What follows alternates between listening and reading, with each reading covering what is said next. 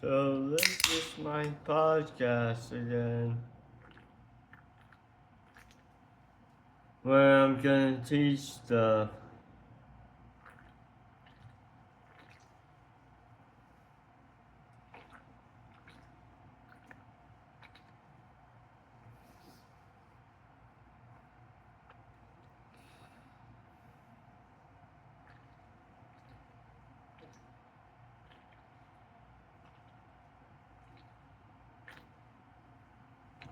So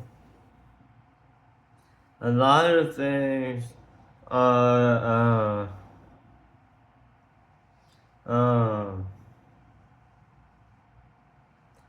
things that if um there's just a lot of things that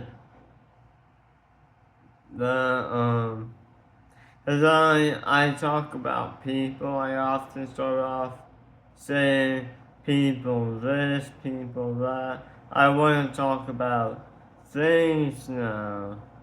So things, not just people. But I'll still talk about people. But I want to shift into talking about things. So, uh,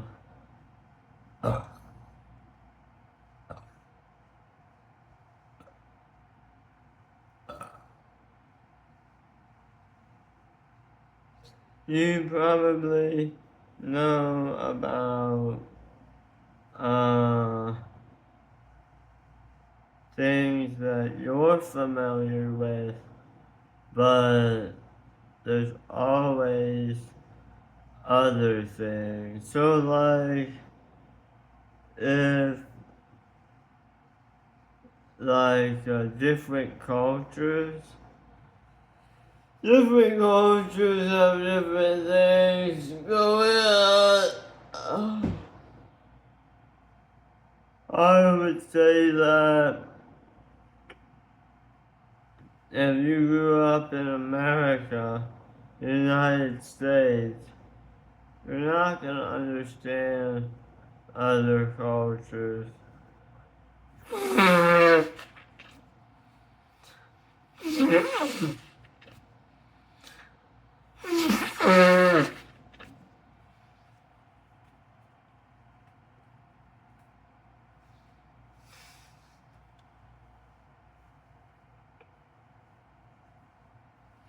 So let me ask you a question.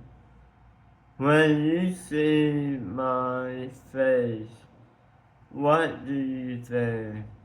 Do you think, oh, it's a regular dude? Oh, it's a weirdo, it's a smart dude, it's a dumb dude, it's a you don't know, you don't have an opinion, or you do have an opinion, you have a very strong opinion.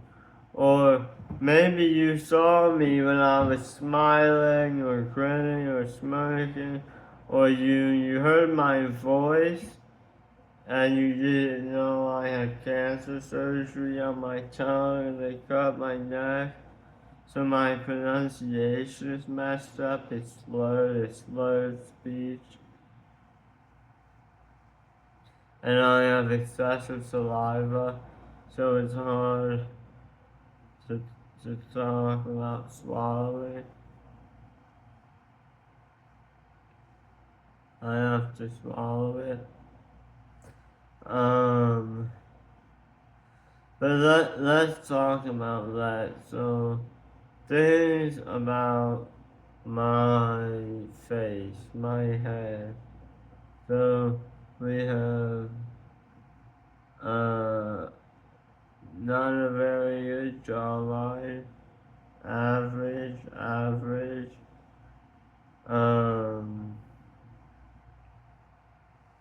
I have, some slight other facial features, and mostly Vietnamese. Which if you didn't know, I am Vietnamese.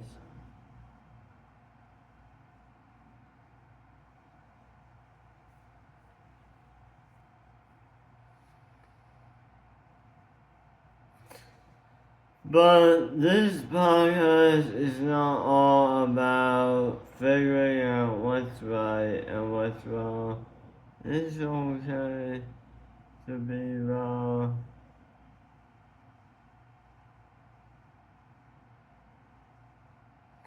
Let's say you're talking with someone and they get frustrated at you.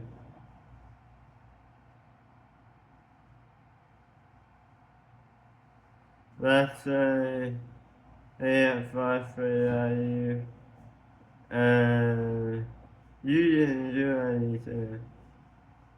So, let me tell you something. There's a famous classic novel, and the theme of the book is the meaning of life and the struggle, the, the struggle of life, the meaning of life, and questioning why. It's called The Brothers Karamazov by Fyodor Dostoevsky, Russian author, the guy who wrote Crime and Punishment. That's the theme of the book. I read both his top classic novels, Crime and Punishment and The Brothers Karamazov. I never read War and Peace by Leo Tolstoy. Too long. The Brothers Karamazov is similar length to War and Peace, but War and Peace, I think, is a bit longer. Not longer, but the pages are bigger. But anyway, so let's talk about this. In the book, not Crime and Punishment, the Brothers Karamazov. So there's like 3 or 4 brothers, I think. Either 3 or 4. I think there's 4. And they all fight with each other. But one brother ends up in like the monastery or the church, and he's reading the Bible. And that's when it hints at the theme. It hints at the theme all throughout. But you get to learn about Russia by reading War and Peace. By reading Crime and Punishment and The Brothers Karamazov, I don't really feel like I'm learning about Russia. Fyodor Dostoevsky writes very interesting. He writes simple. It's simple, okay? But like a kid could read it. War and Peace has some advanced vocabulary, but not that much. But Crime and Punishment I read when after elementary school, before middle school, I read Crime and Punishment. I read it before middle school, so that should tell you it's like 5th grade level. There's books that are way harder. What Crime and Punishment is good for is what it teaches you. So it's not hard to read at all. What makes it valuable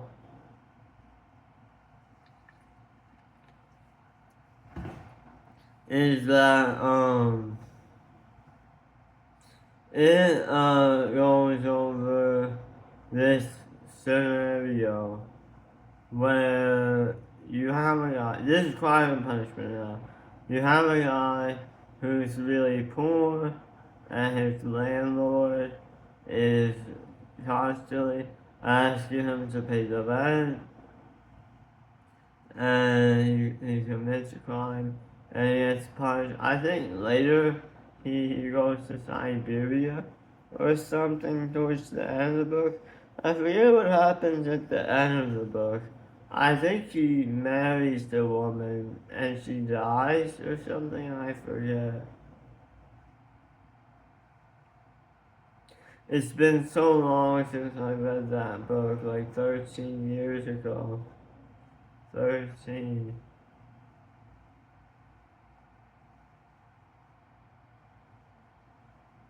I don't even know if anyone remembers.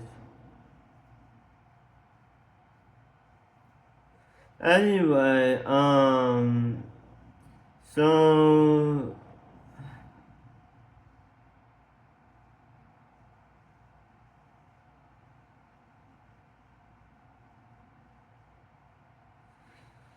let's talk about going back to that things, right? So we have these things. So one of the most important things is it's not about being right or wrong because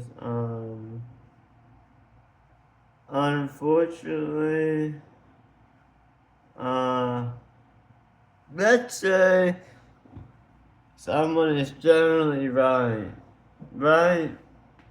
When they get into arguments, they're on the right side. It's someone else dumb arguing back at them.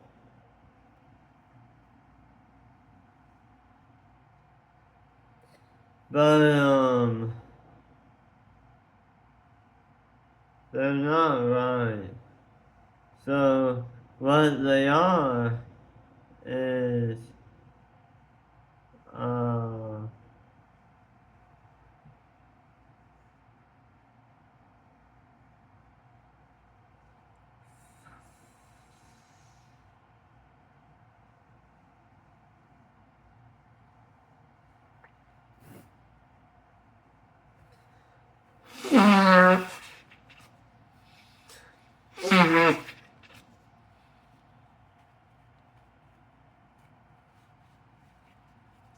so what they are is they're smarter than you or than the other person, but no one is perfectly right. So you may be right at one thing, and another thing, and another thing, but you're not right at everything. So you will never be right at everything. But here's the thing. If let's say everyone else is always wrong when you are right, does that make you perfectly right? So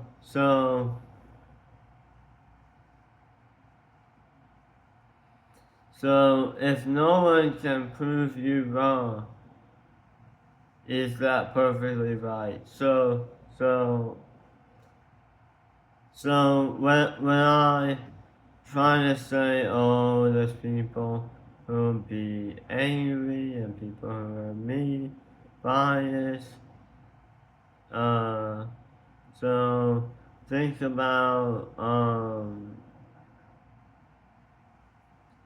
think about uh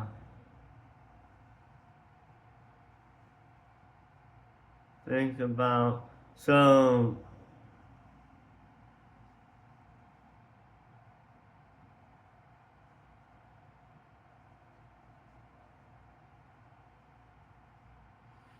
If I tell you, hey, I'm always right, and I can make you always right, that's a lie.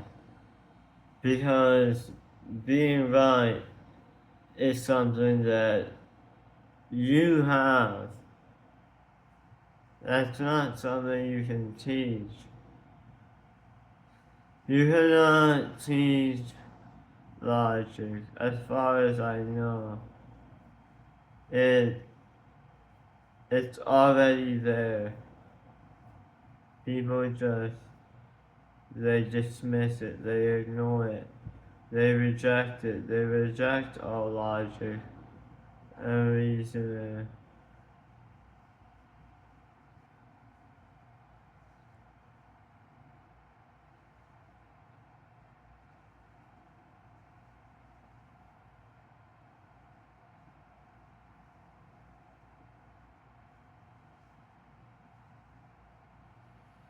But if you uh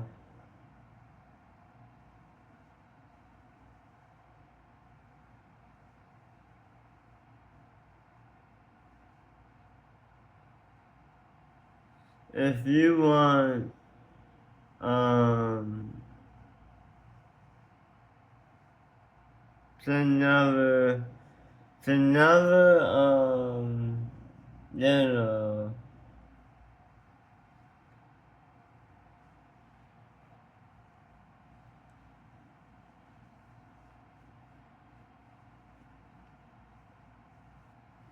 if you want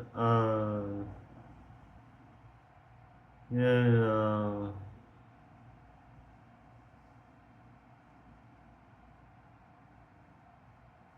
better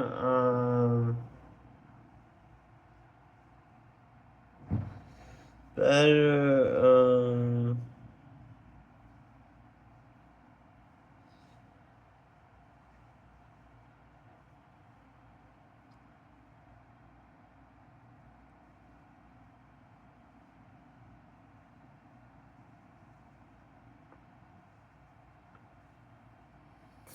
if you want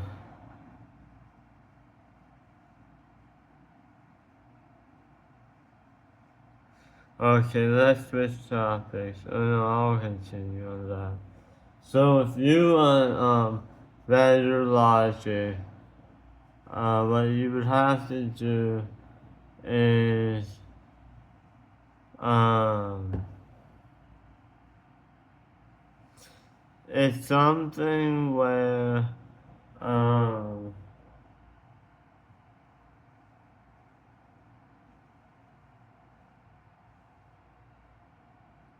your logic is like a code.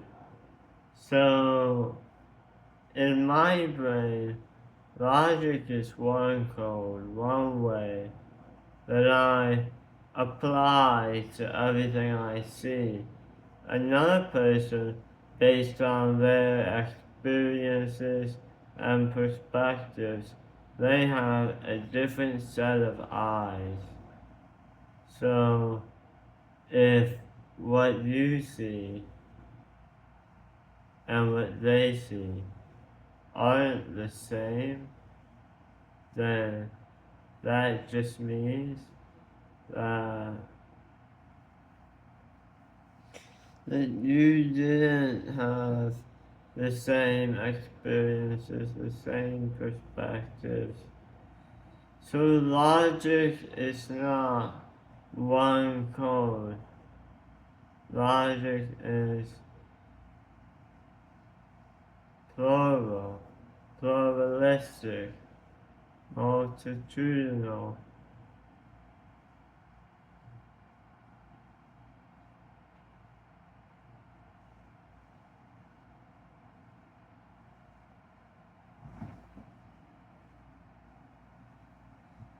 Um,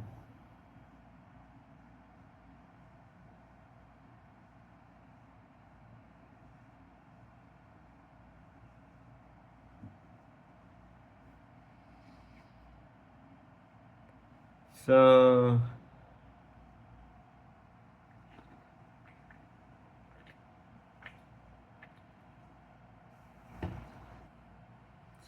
um, if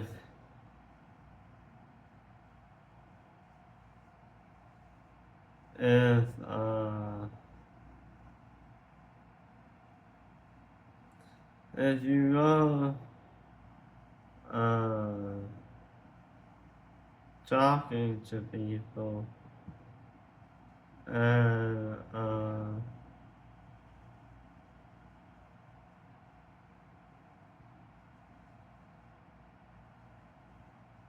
and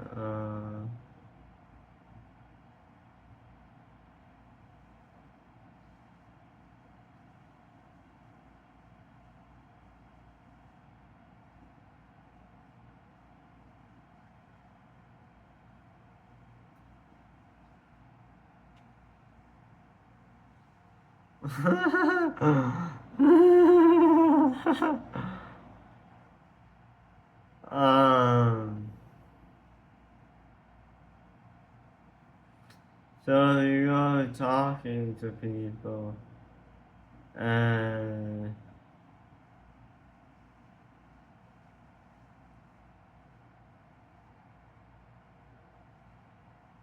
and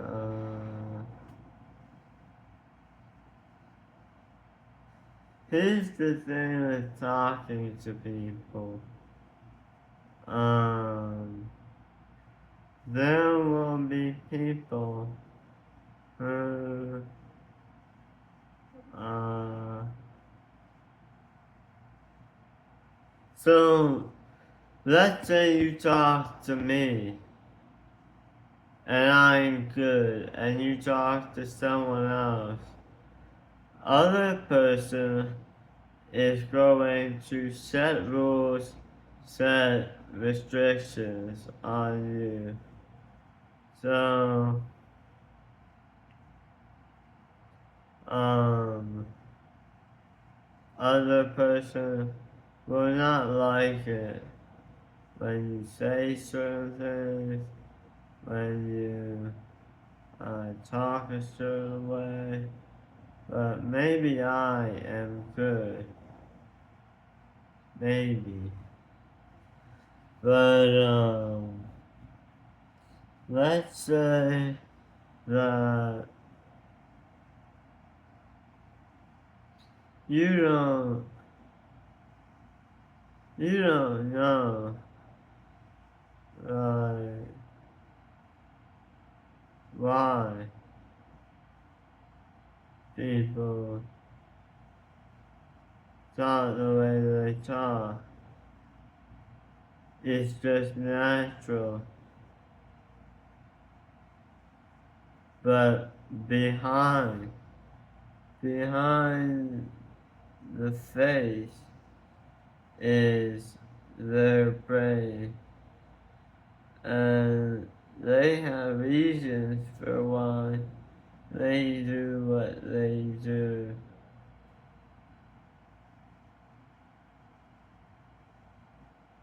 Don't they?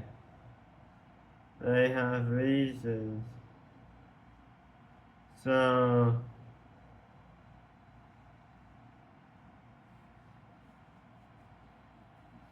if you try to um, debate with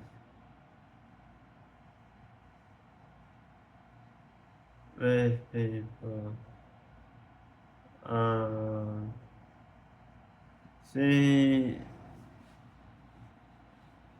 one person might talk nice, talk mean, talk sad, talk annoyed.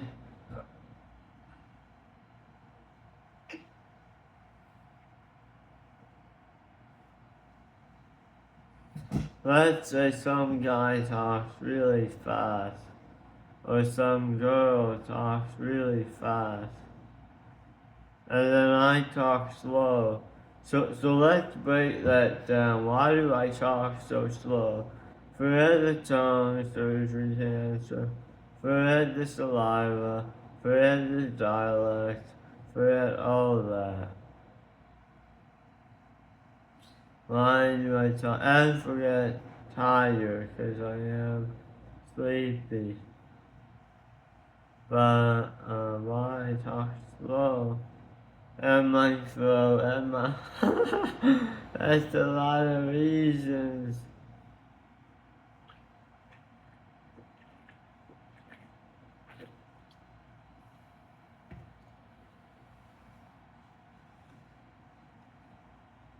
Well, let's just say that, um,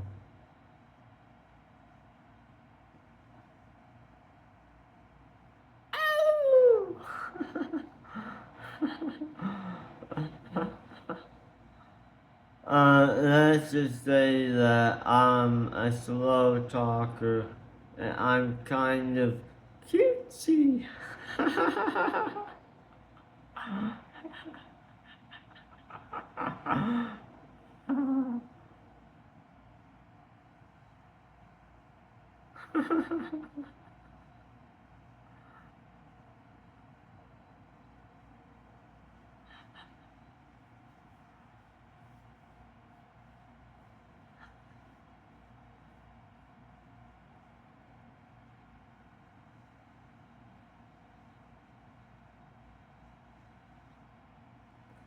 Ow! Ow! Ow! Ow! Ow!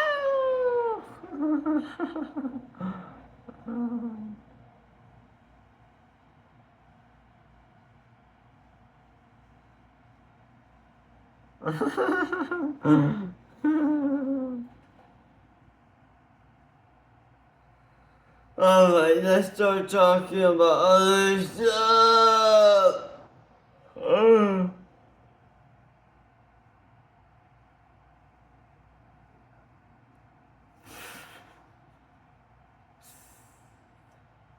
Alright, so, uh,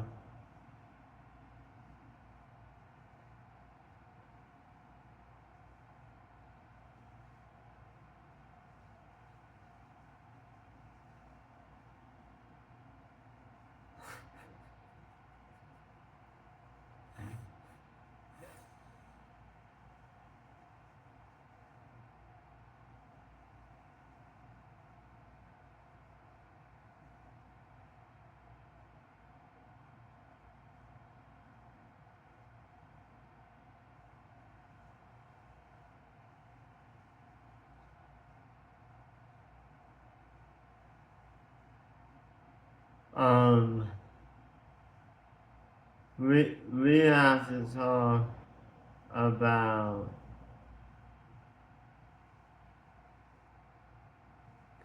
we have to talk about something. So, smart people, when they talk, are not smart. They're dumb. Cause I'm really the only smart one. Yes, let's prove it. So why I am really the only smart one? Here is why. Everyone else, right? They spend all of their life and they get old. And finally they're wise and enlightened and smart. The young people are all shy and introverted and reserved and hardworking and conscientious, but grades in school, exam grades, test scores is not a metric of your intelligence. If everyone is put in the same scenario, could be anything, and you figure it out first. But it can't be anything. It has to be something that no one has an advantage in. Everyone is equal, which never in life is everyone equal. someone always has the edge. So, even I would have the edge, or you would have the edge, or they would have the edge. So, why am I saying all this 30 minutes into the podcast, which is gonna end soon? I want to tell you something. The secret to knowing the best, knowing the most, is to know nothing and learn everything. Remember that. Know nothing. You don't know anything. If I tell you I know the best of this or the best of that, and someone proves me wrong one day, I didn't know, so I never knew. You're always just learning. Don't say you know. Don't say you know this. Don't say you know that. If I tell you I know all the fitness and someone tells me, hey, you're teaching weights, what about bodyweight moves? And I said, oh, I'll add that later. No, I didn't know. I wasn't the best.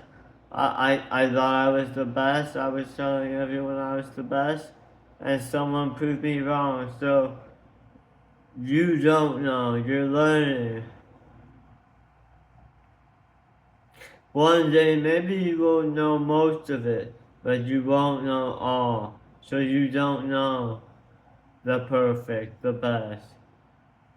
It's a work in progress. And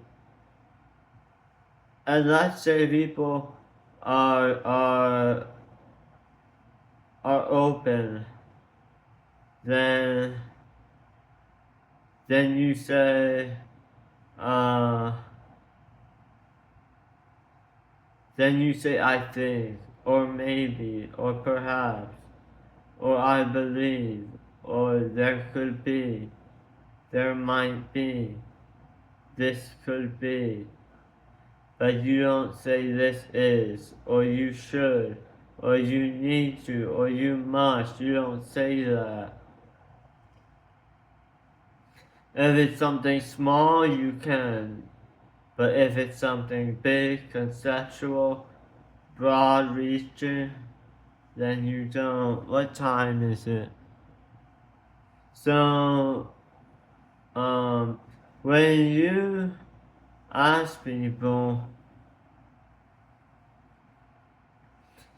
you ask people, hey, I have a question, could be any question, and they're gonna try to answer you, they're gonna say, okay, what's your question? Well, um,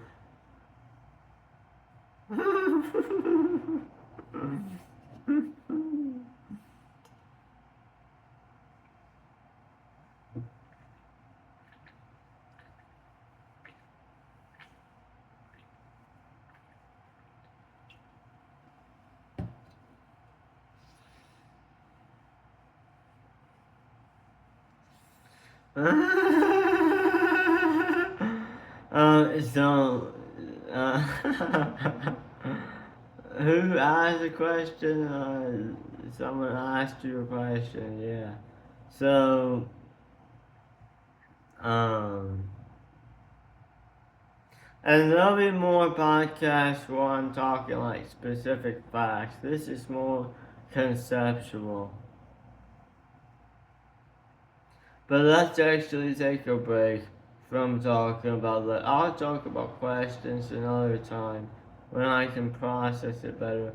Let's talk about fighting. So when you fight, there's a few things. One is your ability to block. So often in martial arts they teach you to block. But if someone is so stronger than you, you cannot block. So I'm gonna explain how to run away. So when you're running away, normally in Olympics, for instance, and sports, there is proper running form. Now, what I mean by running form, it's not like, oh, you wanna use fast strides and go all out and use your arms. What I mean by running form is you're not allowed to lean forward to give you more like tilt so that you go forward faster. You're not allowed to run with your legs bent at your knees so that you can just press forward on the balls of your feet and toes, not using the heels of your feet. And all of that is allowed in a street fight because there's no rules. So if you have to run away, you have two options.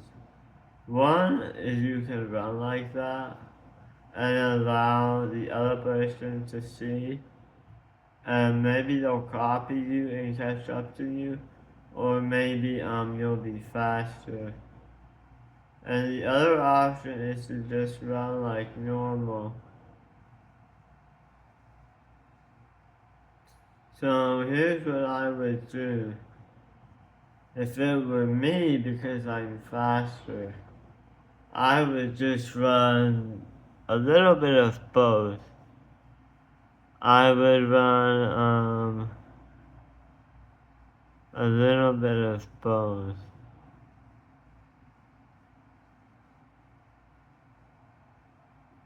But you never know. They might be slower than you.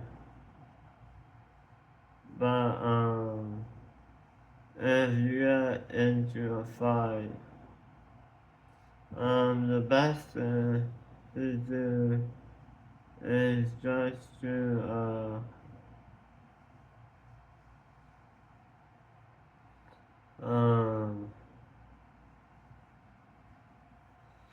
the best thing to do is just